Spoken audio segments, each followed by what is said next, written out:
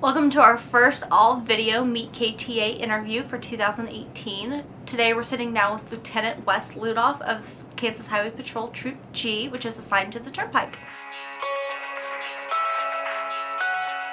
Tell me about your background in law enforcement and how you came to be here at Troop G. I've been employed with the Kansas Highway Patrol for 21 years. I transferred out to the Kansas Turnpike in 2006. January is Human Trafficking Awareness Month. As part of your law enforcement background, I assume you've had training on things that you're supposed to recognize? Yes, we have annual training to look at the trends in human trafficking, along with drug trafficking and any other type of organized crime. A lot of our training deals with me questioning people. Right. On a car stop or somewhere, how, I question the people, what I observe, does that person look nervous, what's going on?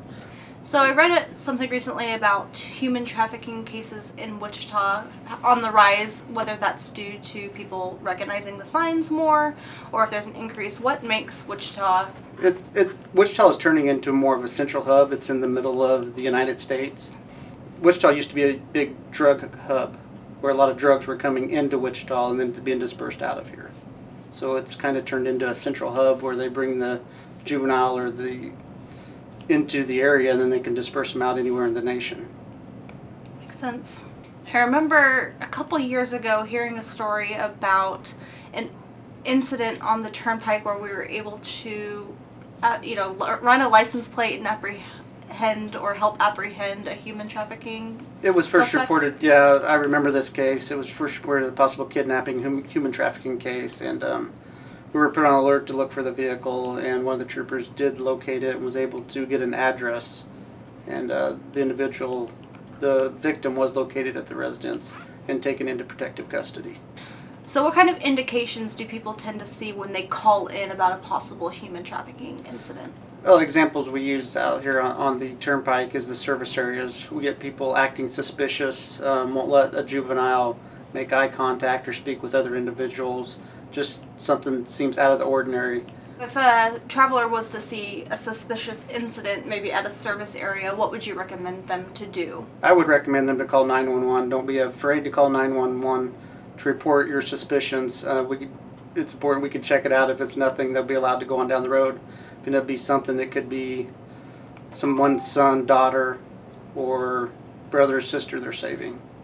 Well, I'm glad you're able to sit down and talk with us about human trafficking and the reality that it is around here and around the country. Is there anything else you would like to talk to us about, maybe with the winter season, with all the cold weather and icy weather we've received in the last week especially? Yes, it's important to know the travelers, especially on the Turnpike, they come out, they be prepared. They have a kit together in their car. If something happens, they can always dial 911 to get help, and a trooper come respond, and always drive defensively and look out for the other people.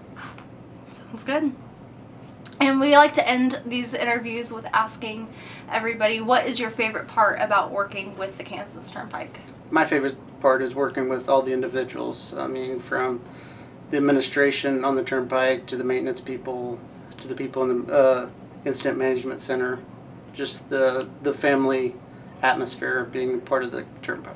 I can definitely agree with that. Well, thank you for taking the time to sit down with us and giving us wonderful insight as to what you do for the Turnpike and all of us. You're welcome.